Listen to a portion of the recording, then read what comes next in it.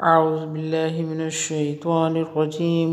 بسم اللہ الرحمن الرحیم نحمدہ ونصلی علی رسولہ الکریم اما بعد فاعوذ باللہ من الشیطان الرجیم بسم اللہ الرحمن الرحیم۔ خودکشی کرنا حرام ہے، آج کا ہمارا موضوع یہ ہے۔ انشاءاللہ ہم اس کو پڑھیں گے اور سمجھیں گے۔ اللہ سے دعا ہے کہ ہم جو پڑھیں سنیں اللہ ہم اس پر عمل کرنے کی توفیق عطا فرمائے، آمین۔ بے شک اللہ تعالیٰ نے نفس پر زیادتی کرنے کو حرام کیا ہے، خواہ زہر خوانی کے ذریعے یا جلنے کے ذریعے یا نیزہ مارنے کے ذریعے ہو۔ یہ جان تو اس آدمی کے پاس ایک امانت ہے۔ اللہ تعالیٰ نے فرمایا ہے وَلَا تَقْتُلُوا أَنفُسَكُمْ إِنَّ اللَّهَ كَانَ بِكُمْ رَحِيمًا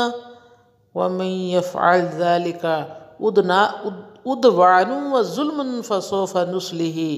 نَارًا وَكَانَ ذَلِكَ عَلَى اللَّهِ يَسِيرًا۔ اور اپنے آپ کو قتل نہ کرو، یقیناً اللہ تعالیٰ تم پر نہایت مہربان ہے۔ اور جو شخص یہ نافرمانیاں سرکشی اور ظلم سے کرے گا تو ان قریب ہم اس کو آگ میں داخل کریں گے، اور یہ اللہ تعالیٰ پر آسان ہے۔ یعنی تم میں سے کوئی ایک دوسرے کو قتل نہ کرے۔ اللہ تعالیٰ نے انفسکم اپنے آپ کو فرمایا ہے، کیونکہ سب ایماندار ایک جان ہی کی مانند ہے۔ اس میں در حقیقت ایک انسان کا اپنی جان کو قتل کرنا مراد ہے، یعنی معنی ظاہر ہے، اگرچہ اول ذکر منی سیدنا عبداللہ بن عباس رضی اللہ تعالیٰ عنہ اکثر مفسرین سے معقول ہے۔ پھر میں نے ثانی ذکر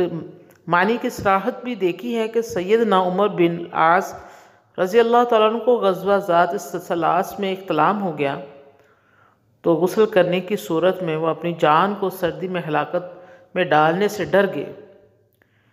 چنانچہ انہوں نے تیمم کیا اور اپنے ساتھیوں کو صبح کی نماز پڑھائی۔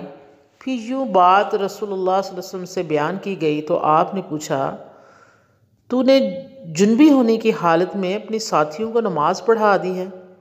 انہوں نے اپنا عذر پیش کیا اور پھر اس آیت مبارکہ سے استدلال کیا کہ میں نے اللہ تعالیٰ کو یہ فرماتے ہوئے سنا، وَلَا تَقْتُلُوا أَنفُسَكُمْ إِنَّ اللَّهَ كَانَ بِكُمْ رَحِيمًا، اور اپنے آپ کو قتل نہ کرو، یقیناً اللہ تعالیٰ تم پر نہایت مہربان ہے۔ رسول اللہ صلی اللہ علیہ وسلم یہ سن کر مسکرا دیے اور انہیں کچھ بھی نہ فرمایا۔ یہ حدیث تو اس امر پر دلالت کرنا ہے کہ سیدنا عمر رضی اللہ تعالیٰ نے اس آیت مبارک کو اپنی ذات کو قتل کرنے پر محمول کیا ہے، کسی دوسرے کی جان کو مراد ہی نہیں لیا، اور رسول اللہ صلی اللہ علیہ وسلم نے ان پر کوئی اعتراض نہیں کیا۔ اس آیت مبارکہ سے یہ معنی مراد لینے کا احتمال میں موجود ہے کہ تم ایسا فعل نہ کرو جو قتل کا موجب ہو، جیسے شادی کے بعد زنا کرنا مرتد ہو جاتا ہے۔ اس کے بعد اللہ تعالیٰ نے یہ وضاحت فرمائی ہے کہ وہ اس امت پر رحم کرنے والا ہے، اسی رحمت کی وجہ سے اس نے انہیں ہر ایسے کام سے روک دیا ہے جس سے انہیں مشقت یا تکلیف لاحق ہو سکتی تھی۔ انہیں ایسی تکلیف اور وزنی بوجھوں کا مکلف نہیں ٹھہرایا جن کا ان سے پہلے لوگوں کو مکلف ٹھہرایا تھا۔ اگر ان سے نافرمانی ہو جائے تو توبہ کروانے کے لیے انہیں اپنی جانوں کو خود قتل کرنے کا حکم نہیں دیا، جیسے کہ اللہ تعالیٰ نے بنی اسرائیل کو ان کی توبہ کرنے کی صورت میں اپنے آپ کو قتل کرنے کا حکم دیا تھا۔ فرمان الہی یہ تھا فَتُوبُوا إِلَىٰ بَارِكُمْ فَاقْتُلُوا أَنفُسَكُمْ ذَلِكُمْ خَيْرٌ لَكُمْ عِندَ بَارِكُمْ فَتَابَ عَلَيْكُمْ إِنَّهُ هُوَ التَّوَّابُ الرَّحِيمُ۔ اب تم اپنے پیدا کرنے والی کی طرف رجوع کرو، اپنے آپ کو آپس میں قتل کرو، تمہاری بہتری اللہ تعالیٰ کے نزدیک اس میں ہے، تو اس نے تمہاری توبہ قبول کر لی۔ وہ توبہ قبول کرنے والا اور رحم و کرم کرنے والا ہے۔ چنانچہ انہوں نے ایسا ہی کیا، حتیٰ کہ ایک ہی گھڑی میں ان کے تقریباً 70,000 آدمی قتل ہو گئے۔ وَمَن يَفْعَلْ ذَلِكَ، اور جو کوئی یہ کام کرے میں جان کو مارنے کی طرف ہی اشارہ ہے، لہٰذا اس پر بھی یہ وعید شدید لاگو ہو رہی ہے۔ سیدنا ابو ہریرہ رضی اللہ تعالیٰ عنہ بیان کرتے ہیں کہ رسول اللہ صلی اللہ علیہ وسلم نے ارشاد فرمایا، جس نے اپنے آپ کو پہاڑ سے گرا کر مار لیا، بس وہ نار دوزخ کی آگ میں ایسے ہی گرتا رہے گا۔ جس میں وہ ہمیشہ ہمیشہ تک رہے گا، اور جس نے زہر نوش کر کے اپنے آپ کو قتل کر لیا تو اس نے نار جہنم میں اس کے ہاتھ میں زہر ہی ہوگا اور وہ اس میں ابد تک رہے گا، اور جس نے کسی لوہے کے ساتھ اپنے آپ کو قتل کر لیا تو اس کا وہ لوہا اس کے ہاتھ میں ہوگا اور اس سے اپنے آپ کو مارتا رہے گا، آتش جہنم میں پڑا ہوگا جہاں پر وہ ہمیشہ ہمیشہ تک رہے گا۔ رسول اللہ صلی اللہ علیہ وسلم نے فرمایا، جو اپنے گلے کو گھونٹ کر مرتا ہے وہ آگ میں اسی طرح گلے کو گھونٹتا رہے گا،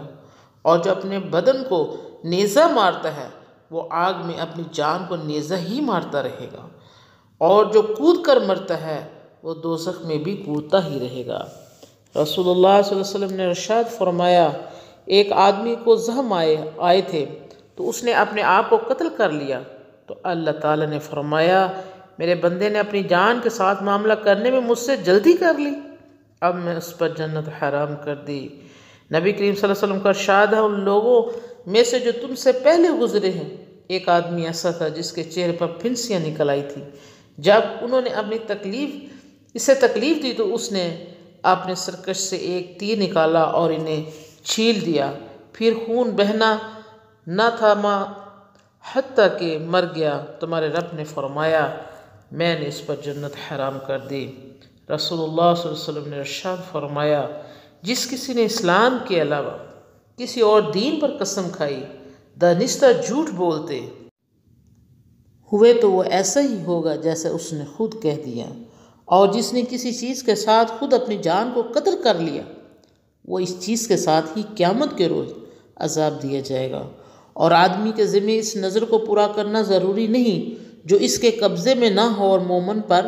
لعنت کرنا اس کو قتل کرنے کا مثل ہے،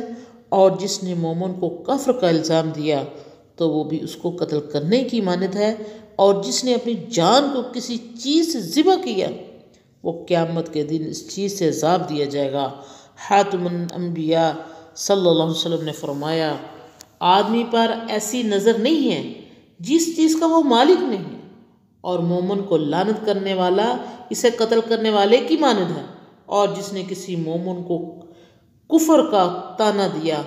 تو وہ اس کو قتل کرنے کی مثل ہے، اور جس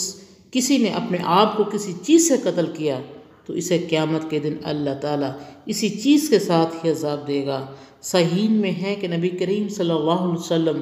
اور مشرکین کا آمنا سامنا ہوا، لڑائی شروع ہوئی، جب حضرت محمد صلی اللہ علیہ وسلم اپنے لشکر کی طرف مائل ہوئے اور دوسرے اپنے لشکر کی طرف جا ملے۔ رسول اللہ صلی اللہ علیہ وسلم کے صحابہ میں ایک آدمی ایسا بھی تھا جو کسی بھی کافر کو لشکر سے الگ تھلگ اور اکیلا نہ چھوڑتا تھا، مگر اس کا تعقب کر کے اسے اپنی تلوار سے مار دیتا تھا۔ رسول اللہ صلی اللہ علیہ وسلم نے صحابہ کرام اجمعین سے فرمایا، لیکن باوجود اس کے وہ اہل دوزخ میں سے ہے۔ نبی برحق صلی اللہ علیہ وسلم کا فرمان گرامی ہے، ایک آدمی لوگوں کے سامنے اہل جنت کے سے اعمال کرتا رہتا ہے حالانکہ وہ اہل دوزخ میں سے ہوتا ہے، اور ایک آدمی ظاہر لوگوں کے سامنے اہل دوزخ کے سے اعمال کرتا رہتا ہے لیکن وہ اہل جنت میں سے ہوتا ہے۔ اللہ تعالی ہم نے جو کچھ سنا پڑھا ہمیں اس پر عمل کرنے کی توفیق عطا فرمائے۔ اللہ تعالیٰ نے تو یہاں تک فرمایا کہ آپ اپنی جان پہ ظلم مت کریں، باز آ جائیں ایسی چیزوں سے جو آپ کو ہمیشہ ہمیشہ کے لیے جہنم میں پھینک دیں۔